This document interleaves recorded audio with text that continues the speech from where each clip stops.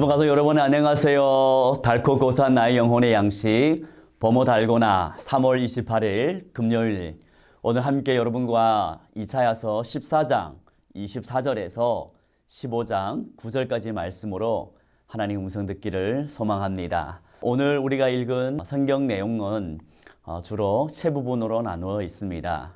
하나님께서 아수르를 심판하실 것과 블레셋 그리고 모압을 황폐하시겠다는 하나님의 선지자를 통한 예언입니다. 먼저 14장 24절에 보니 만군의 여호와께서 맹세하여 이르시되 내가 생각한 것이 반드시 되며 내가 경영한 것을 반드시 이루리라 라고 말씀하십니다. 하나님께서 맹세하여서 하나님께서 생각하신 것, 하나님께서 계획하신 것 반드시 하나님의 섭리 가운데 이루어지심을 우리에게 말씀해 주고 있는 것입니다. 먼저는 하나님께서 아수르를 향한 심판을 말씀하십니다. 하나님께서 맹세하여 뜻을 정하였는데 누가 그것을 패하겠으며 누가 그것을 막을 수가 있겠습니까? 24절과 27절 두 구절의 말씀은 하나님의 강한 의지와 심판의 확실성을 우리에게 강조해 주고 있는 것이죠. 아수르를 하나님께서 심판하심은 아수르의 죄악을 심판하는 한편 또한 25절 말씀처럼 이스라엘을 그의 멍에에서 벗겨주기 위함이라고도 볼 수 있습니다.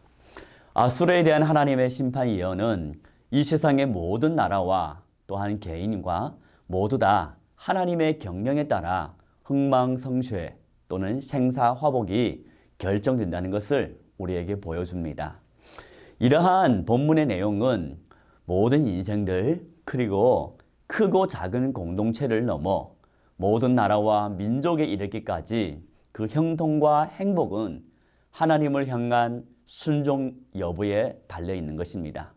하나님 말씀에 순종하는가, 그 말씀을 순종할 때에 형통한 길을 가게 되고 하나님의 말씀을 거역하고 불순종할 때에 반드시 심판이 임할 것이란 것을 가르쳐주고 있습니다. 이어서 블레셋을 향한 하나님의 심판의 예언입니다. 블레셋은 이스라엘 백성들을 늘 괴롭혀 왔습니다.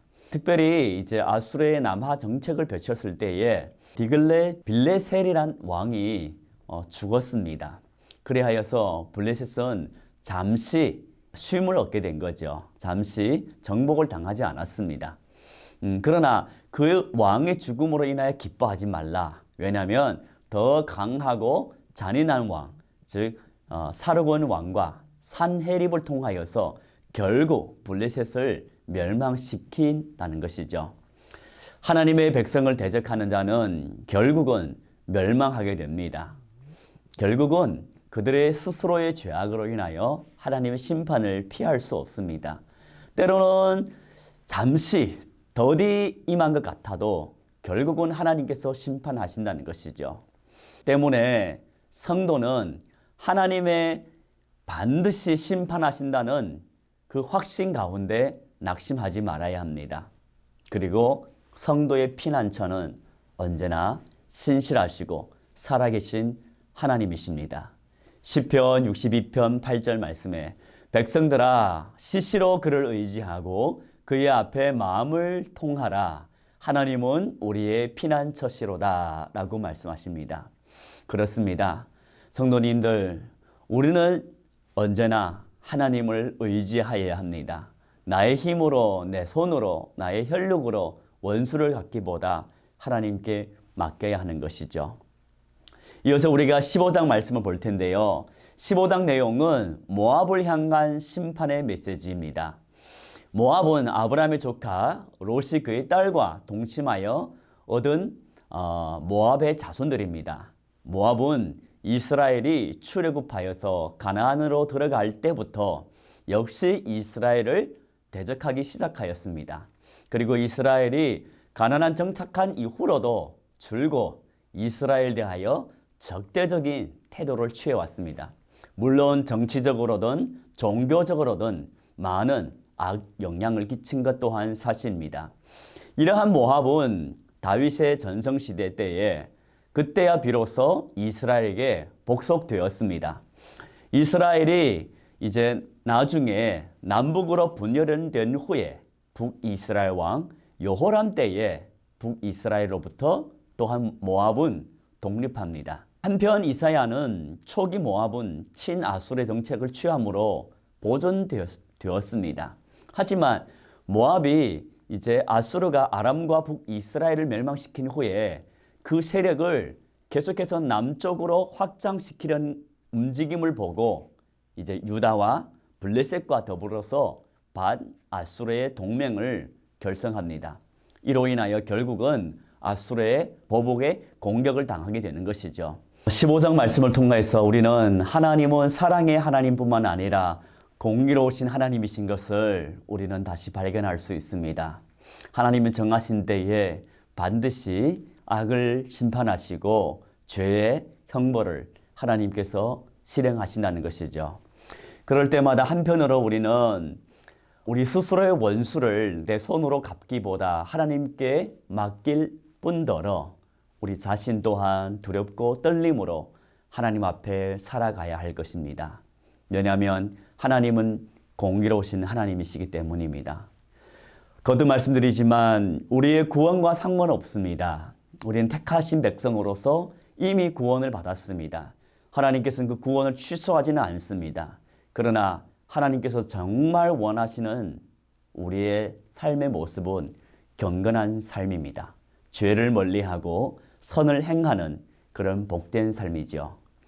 사랑하는 부모 가족 여러분, 오늘 하루도 두렵고 경건한 마음으로 하나님을 경외하고 심판하는 하나님께 맡기고 또한 무엇보다도 우리 스스로 깨어 있어서 우리의 삶을 살피며 하나님 앞에 경건의 삶으로 이 하루도 복된 삶을 살아가는 저와 여러분 되기를 진심으로 소망합니다. 기도드리겠습니다. 참 좋으신 하나님 아버지, 인류의 흥망성쇠는 하나님 손에 있습니다. 주의 말씀을 따라 순종하는 자에게 주께서 천대에 이르기까지 복을 주시고, 그러나 하나님의 말씀을 거역하고 주의 백성들과 하나님의 뜻을 거스르는 모든 악인들을 향하여서는 주님께서 반드시 심판하신 것을 오늘 말씀을 통하여 다시 기억합니다. 심판은 하나님께 있습니다. 하나님, 심판을 주권을 주님께 맡기되 저희들의 삶에는 깨어 있어서 경건함으로 하나님 앞에 거룩한 삶을 살아갈 수 있도록 주님 도와 주시옵소서.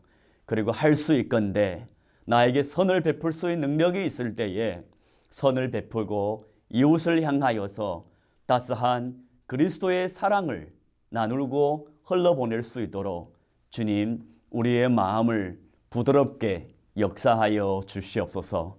오늘 하루의 삶도 주께 온전히 의탁하오며 존귀하신 예수 그리스도의 이름으로 기도드리옵나이다. 아멘.